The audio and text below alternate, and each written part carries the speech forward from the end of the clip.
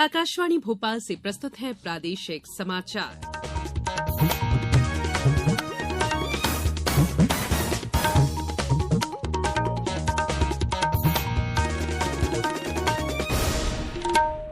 नमस्कार, समाचारों के साथ मैं संयुक्ता बैनर्जी। सबसे पहले इस बुलेटिन के मुख्य समाचार। प्रधानमंत्री ने राज्य और राष्ट्र के निर्माण के लिए पूरी तरह योगदान देने के लिए युवाओं का किया आह्वान। मुख्यमंत्री ने कहा, प्रदेश में अब शराब की नई दुकान नहीं खोली जाएगी। राज्य स्तरीय रोजगार दिवस कार्यक्रम अब 23 फरवरी को उज्जैन जिले के महिदपुर विकासखंड में होगा और 49वें खजुराहो नृत्य समारोह में आज से खजुराहो की रंगभूमि पर खिलेगा कला का बसंत।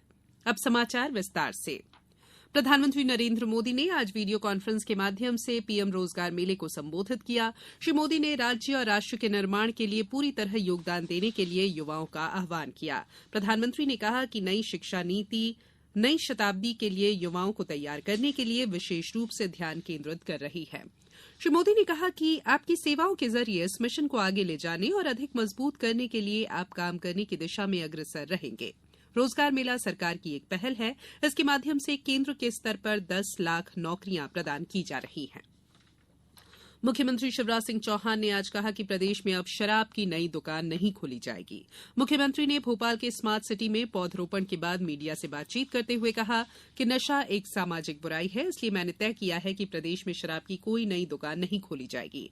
हमने ऐसी आबकारी नीति लाने का प्रयास किया है जो शराब पीने को हतोत्साहित करेगी। नई नीति में अहातों पर प्रतिबंध लगा दिया गया है। शैक्षणिक संस्थान के 100 मीटर की परिधि में शराब की कोई दुकान नहीं होगी। उन्होंने कहा कि हमने फैसला किया है कि अगली बार शराब पीकर वाहन चलाते हुए पकड़े जाने पर 6 महीने के लिए ड्राइविंग लाइसेंस कैंसिल कर दिया जाएगा। दूसरी बार पकड़े जाने पर 2 वर्ष के लिए और तीसरी बार पकड़े जाने पर आजीवन वाहन चलाने पर प्रतिबंध लगाया जाएगा। धार्मिक स्थलों के आसपास से शराब की दुकानें हटाई जाएंगी। केंद्रीय कृषि मंत्री नरेंद्र सिंह तोमर ने कहा है कि पूरी दुनिया खाद्य सुरक्षा के क्षेत्र में भारत की तरफ आशा भरी नजरों से देख रही है। वे दिल्ली में आयोजित ग्रीष्म अभियान के लिए कृषि पर राष्ट्रीय सम्मेलन को संबोधित कर रहे थे। उन्होंने भारत को दुनिया की सबसे तेजी से बढ़ती अर्थव्यवस्था बताते हुए कहा कि केंद्र और राज्य सरकारों को मिलकर भारत और दुनिया के लोगों की उम्मीदों को पूरा करने के लिए काम करना होगा।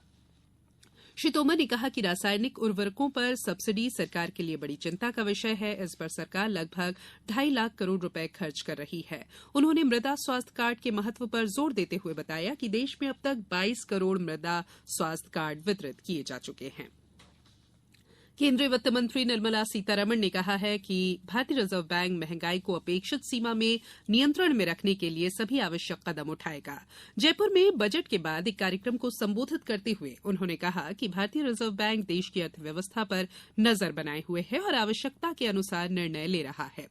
बैठक में वित्त मंत्री ने उद्योग जगत से जुड़े संगठनों, सूक्ष्म लघु और मध्यम उद्यमों से जुड़े संगठनों, स्टार्टअप और बैंकों के प्रतिनिधियों सहित सभी पक्षों से संवाद किया। उन्होंने कहा कि सरकार ने दालों और तिलहनों की कीमतों को नियंत्रण में रखने के लिए कई कदम उठाए हैं। ये समाचार आप आकाशवाणी भोपाल से सुन रहे हैं। हमारे समाचारों को अब आप कभी भी और कहीं भी अपनी सुविधा के अनुसार सुन सकते हैं। ये समाचार बुलेटिन यूट्यूब, ट्विटर और फेसबुक पर AIR न्यूज भोपाल पेज पर सुने जा सकते हैं। इसके अलावा आप हमारी वेबसाइट newsonair.com पर या AIR न्यूज ऐप पर भी समाचार सुन सकते हैं। ब्रेक के बाद बुलेटिन में एक बार फिर आप सभी का स्वागत है।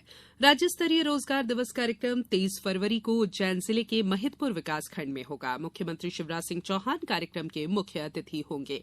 वे स्वरोजगार प्रारंभ करने वाले युवाओं को विभिन्न योजनाओं में स्वीकृति पत्रों का वितरण भी करेंगे। पूर्व में ये कार्यक्रम 25 फरवरी को कटनी जिला मुख्यालय पर होना था। सचिव MSME पी नरहरी ने बताया कि उज्जैन में होने वाले राज्य स्तरीय समारोह के साथ ही प्रदेश के सभी जिला मुख्यालयों पर भी कार्यक्रम होंगे। जिला मुख्यालयों में किए जाने वाले रोजगार दिवस कार्यक्रम में विभिन्न स्वरोजगार योजनाओं में वित्तीय वर्ष 2022-23 में जिले में लाभान्वित हुए हितग्राहियों को आमंत्रित कर स्वीकृति पत्र जनप्रतिनिधियों से दिलवाए जाएंगे।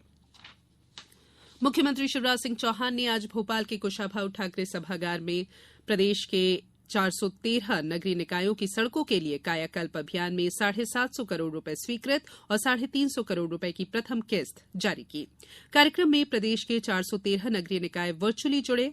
मुख्यमंत्री ने इंदौर, मंदसौर, जौरा, रामपुर नेकिन और धनपुरी नगरीय निकायों के पदाधिकारियों से वर्चुअली संवाद भी किया। मुख्यमंत्री ने कहा कि निकायों को अपने स्तर पर संसाधनों के स्रोत विकसित करने के लिए पहल करनी होगी। इस दिशा में इंदौर नगर निगम द्वारा ग्रीन बॉन्ड जारी करने का नवाचार अनुकरणीय है। मुख्यमंत्री ने कहा कि सड़कों के रखरखाव का काम समय सीमा में हो। उन्होंने कहा कि अमृत योजना के दूसरे चरण में नल जल योजनाओं पर 12,174 करोड़ का व्यय होगा।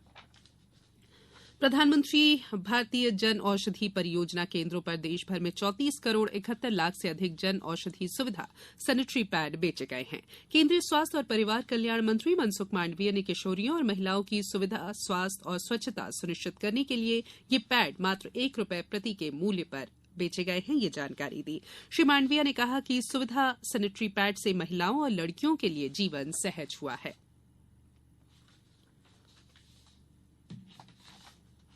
नई शराब नीति के लिए मुख्यमंत्री को धन्यवाद देने के लिए सभी 413 नगरीय निकायों में कल धन्यवाद सभा की जाएगी। धन्यवाद सभा प्रदेश के प्रमुख स्थानों पर होगी।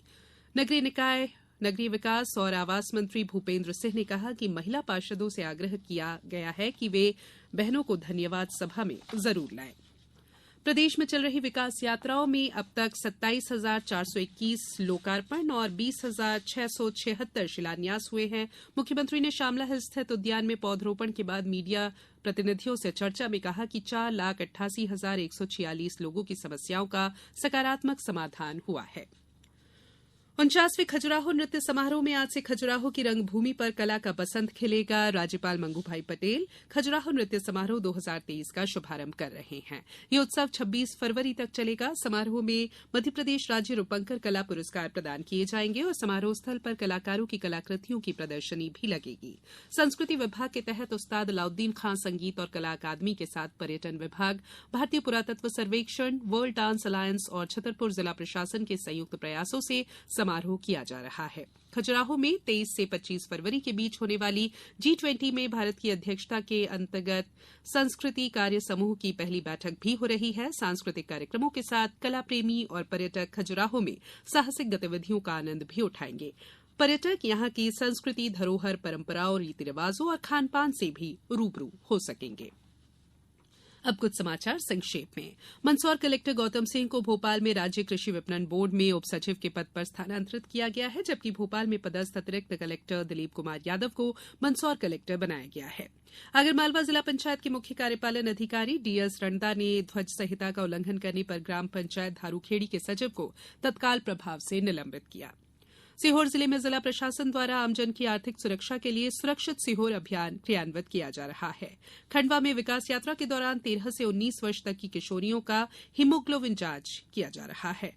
देवास में अग्नि सुरक्षा के लिए फायर अलर्ट और जैव विविधता प्रबंधन के उद्देश्य से खिवनी अभ्यारण्य में और वन परिक्षेत्र कन्नौद के लिए संयुक्त कार्यशाला का आयोजन किया गया। छतरपुर कलेक्टर संदीप जिया ने आज टीएल की साप्ताहिक समीक्षा बैठक में कहा कि खजुराहो में G20 समिट का होना गौरव की बात है। केंद्रीय युवा कार्यक्रम और खेल मंत्रालय के अंतर्गत नेहरू युवा केंद्र झाबुआ के तत्वावधान में मॉडल स्कूल पेटलावद में करियर मार्गदर्शन कार्यशाला का आयोजन किया गया। इंदौर जिले में आंगनवाड़ियों के बच्चों को शैक्षणिक गतिविधियों से जोड़ने के लिए आंगनवाड़ियों को प्री स्कूल के रूप में विकसित किया जाएगा।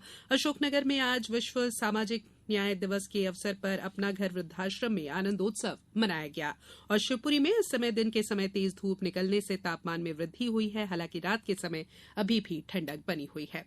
बुलेटिन में इतना ही। इजाजत दीजिए। नमस्कार।